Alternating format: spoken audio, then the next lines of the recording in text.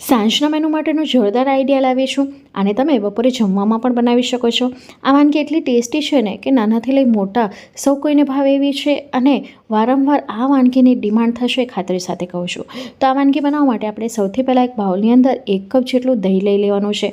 આ દહીં બહુ ખાટું ન હોવું જોઈએ અને ઘાટું દહીં લેવાનું છે. હવે આની અંદર આપણે મસાલા કરી લઈશું. તો 1/2 ટેબલસ્પૂન જેટલું કાશ્મીરી લાલ મરચું પાવડર નાખ્યું છે. 1/4 ટીસ્પૂન જેટલી આપણે હળદર પાવડર નાખીશું. કાશ્મીરી લાલ મરચાં પાવડરથી કલર સરસ આવશે. આનામાં તીખાશ હોતી નથી, પણ તીખાશનું પ્રમાણ તમે તમારા સ્વાદ અનુસાર ઉપર નીચે કરી શકો છો. સાથે આની અંદર આપણે ધાણા જીરું પાવડર નાખી દઈશું. તો 1/2 ટેબલસ્પૂન જેટલું આપણે ધાણા જીરું પાવડર નાખ્યું છે. સાથે આની અંદર શાકમાં સુગંધ અને ફ્લેવર વધારવા માટે આપણે ગરમ મસાલો પાવડર નાખ્યો છે. તો 1 ટીસ્પૂન જેટલું નાખ્યો છે. આમે બાદશાહનો પંજાબી ગરમ મસાલા આવે છે એનો ઉપયોગ કર્યો છે. સાથે આપણે 1/2 ટીસ્પૂન જેટલું મીઠું નાખી દઈશું ને સારી રીતે ફેટી લઈશું, એટલે ક્યાંય પણ જે દહીંની કણી છે ને દેખાય નહીં. અહીં ખાસ વાતનું ધ્યાન રાખવાનું છે કે ખાટું દહીં નથી લેવાનું. મોડું હશે તો ચાલશે અને આ રીતનું થોડુંક ઘાટું દહીં લેવાનું છે. જો પાણીવાળું હોય તો સૌથી પહેલાં તમારે દહીંમાંથી પાણી નિતારી લેવાનું. અહીં તમે જોઈ શકો છો સારી રીતે આપણે દહીંને ફેટી લીધું છે. તો હવે આને મૂકી દઈશું સાઈડમાં. હવે કડાઈની અંદર આપણે 2 ટેબલસ્પૂન જેટલું તેલ ગરમ કરી લીધું છે. ગેસની ફ્લેમને આપણે સ્લો કરી દઈશું ને 1 ટેબલસ્પૂન જેટલું આની અંદર બેસન નાખીશું અને કલર ચેન્જ થાય અથવા તો સુગંધ આવે ત્યાં સુધી આપણે બેસનને સાતળવાનું છે. બેસનની ક્વોન્ટિટી ઓછી છે એટલે ફટાફટ સતળાઈ જાય છે, વાર નથી લાગતી. તો તમે જોઈ શકો છો બદામી રંગ આવી ગયો છે અને સુગંધ પણ સરસ આવી રહી છે. તો બસ હવે આ સમયે ગેસની ફ્લેમને આપણે બંધ કરી દઈશું અને આ સમયે આની અંદર 1 ટેબલસ્પૂન જેટલી કસૂરી મેથી નાખીશું. તો આનાથી ખૂબ જ સરસ ફ્લેવર આવે છે. તમે ઈચ્છો તો કસૂરી મેથીનો પાવડર કરીને પણ નાખી શકો છો. ગેસની ફ્લેમ બંધ છે, કડાઈ ગરમ છે એટલે આપોઆપ મેથી છે સતળાઈ જાય છે. હવે છેલ્લે આની અંદર 1/2 ટેબલસ્પૂન જેટલું કાશ્મીરી લાલ મરચું પાવડર નાખીશું. આનાથી શાકમાં કલર ખૂબ જ સરસ આવશે. આ મરચું તીખું નથી હોતું. હવે મરચું નાખી દીધા પછી સરસ મજાનું આપણે સાતળી લઈશું. તો અહીં તમે જોઈ શકો છો કેટલો સરસ કલર આવ્યો છે. ગેસની ફ્લેમ આપણી બંધ જ છે એ વાતનું ધ્યાન રાખજો. હવે આ મિશ્રણ તૈયાર થઈ ગયું છે. તો આ મિશ્રણને ઠંડુ પાડી લેશું. ઠંડુ પાડી લીધા બાદ જે આપણે દહીંવાળું મિશ્રણ તૈયાર કર્યું છે ને એની અંદર આપણે રેડી દઈશું. તો સૌથી પહેલાં તેલને ઠંડુ પાડવું જરૂરી છે, નહીંતર જે દહીં છે તમારું ફાટી જશે. તો અહીં આ મિશ્રણ ઠંડુ થઈ ગયું હતું એટલે આપણે જે દહીંવાળું મિશ્રણ તૈયાર કરીને રાખ્યું છે એની અંદર આ વઘાર આપણે નાખી દઈશું અને સારી રીતે મિક્સ કરી લઈશું.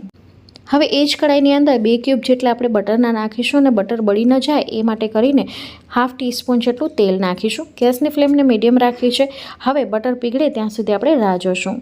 બટર આપણું ગરમ થઈ ગયું છે તો આ સમયે 1 ટીસ્પૂન જેટલું જીરું નાખીશું. જીરુંને ફૂટવા દઈશું સારી રીતે. ગેસની ફ્લેમને આપણે મીડિયમ રાખવાની છે.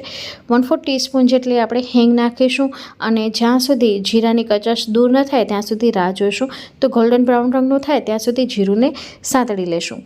જીરું સાતળી લીધા બાદ આની અંદર 1 ટેબલસ્પૂન જેટલી આદુ મરચાં અને લસણની પેસ્ટ નાખીશું. તો 2 તીખા મરચાં લીધા હતા, અડધો ઇંચ આદુનો ટુકડો લીધો હતો અને 8 થી 10 કળી આપણે લસણને લીધી હતી, જેને ખાંડડી દસ્તામાં ખાંડી લીધું હતું. તો અધકચરી પેસ્ટ નાખી હતી. તમે છો તો ઝીણું ઝીણું ચોપ કરીને પણ નાખી શકો છો. એનો ફ્લેવર પણ ખૂબ જ સરસ આવે છે. હવે જ્યાં સુધી આ પેસ્ટની કચાશ દૂર નથી થતી ત્યાં સુધી આપણે એને સાતળવાનું છે. તો લગભગ 1 થી 1.5 મિનિટ સુધી આપણે સાતળીશું. તો અહીં તમે જોઈ શકો છો કે ધીરે ધીરે ગોલ્ડન બ્રાઉન રંગનો આ પેસ્ટ થવા લાગી છે. તો હવે આ સમયે આની અંદર આપણે 3 મીડિયમ સાઇઝની ઝીણી ચોપ કરેલી ડુંગળી નાખી દઈશું. તો આ ડુંગળીને મેં ચોપરમાં ઝીણું સમારીને લીધું છે. તમે આની જગ્યાએ પેસ્ટનો પણ ઉપયોગ કરી શકો છો, પણ જ્યારે શાકભાજીને ઝીણું સમારીને લઈએ છીએ તો એનો ફ્લેવર ખૂબ જ સરસ આવે છે. હવે જ્યાં સુધી આ ડુંગળી છે એ ટ્રાન્સલુસન્ટ નથી થઈ જતી, એટલે કે ટ્રાન્સપેરન્ટ નથી થઈ જતી, ત્યાં સુધી આપણે એને સાતળીશું. તો ગેસની ફ્લેમને મીડિયમ જ રાખવાની છે. તો લગભગ 5-1 મિનિટનો સમય લાગશે. તો 5 મિનિટ પછી તમે જોઈ શકો છો કે અહીં ડુંગળી છે એ ટ્રાન્સલુસન્ટ થઈ ગઈ છે. તો હવે આની અંદર તેટલા જ નંગ આપણે ટમેટાં ઉમેરીશું. તો 3 નંગ ડુંગળી લીધી હતી તો 3 નંગ જેટલા ટમેટાં લીધા છે. એને પણ આપણે એકદમ બારીક ચોપ કરી લીધું હતું ચોપરની અંદર. હવે આ ટમેટાની કચાશ દૂર નથી થતી ને ત્યાં સુધી આપણે એને સાતળવાનું છે. એટલે જ્યાં સુધી એનામાંથી તેલ છૂટું પડે ત્યાં સુધી આપણે એને પકવીશું. ગેસની ફ્લેમ મીડિયમ જ રાખવાની છે અને ટમેટાં ફટાફટ કૂક થઈ જાય એ માટે કરીને ઢાંકીને આપણે પકવીશું. તો મીડિયમ ફ્લેમ ઉપર આપણે એને 5 મિનિટ સુધી સાતળી લીધું છે.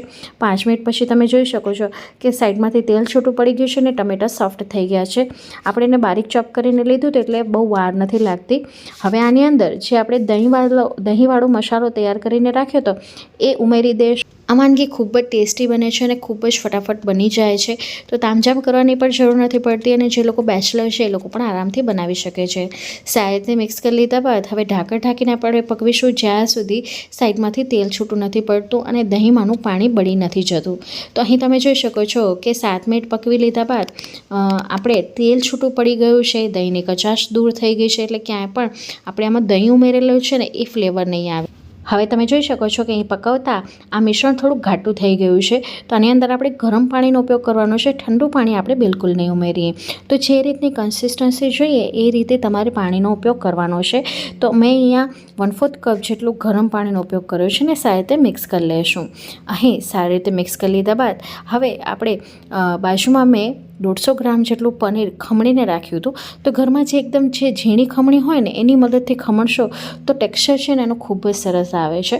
તો 150 ગ્રામ જેટલું આપણે પનીર લીધું છે એ નાખી દઈશું અને સારી રીતે આપણે આને મિક્સ કરી લઈશું. સારી રીતે મિક્સ કરી લીધા બાદ હવે આની અંદર આપણે મીઠું ઉમેરીશું. તો મસાલાના ભાગનું આપણે મીઠું ઉમેરી લીધું હતું, તો અત્યારે ફક્ત પનીરના માપનું જ હું મીઠું ઉમેરી લઈશું.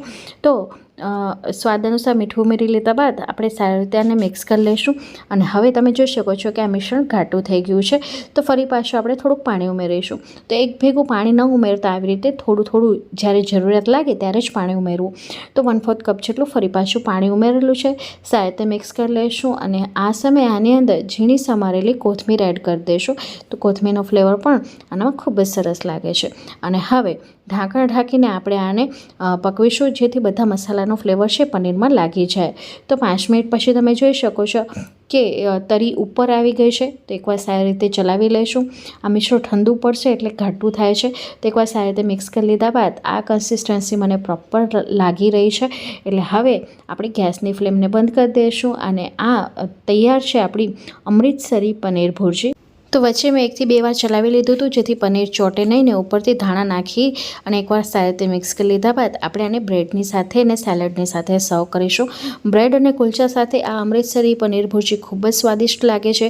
પણ જો ઘરમાં વડીલ હોય ને બ્રેડ ન ખાતા હોય તો તમે એને ફુલકા કે ભાખરી સાથે પણ પીરસી શકો છો. તો એટલી ટેસ્ટી બને છે કે બાળકોને પણ ખૂબ જ ભાવશે અને મિનિટોમાં તમારું તળિયું ચટ થઈ જશે ખાતરી સાથે કહું છું. તો ફ્રેન્ડ્સ, આજની આ રેસિપી તમને કોઈ પણ કારણસર ગમી હોય, આઈડિયા ગમ્યો હોય તો પ્લીઝ મારી રેસિપીને લાઇક, શેર, ચેનલ સબસ્ક્રાઈબ કરવાનું ન ભૂલતા. બાજુમાં આપેલું બેલ બટન જરૂરથી દબાવજો જેથી મારા આવનારા વિડીયોઝની નોટિફિકેશન તમને મળતી રહે. હું ફરી મળીશ આવી જ નવી ઇન્ટરેસ્ટિંગ રેસિપી સાથે. ત્યાં સુધી આવજો. Bye, take care. Thanks for watching.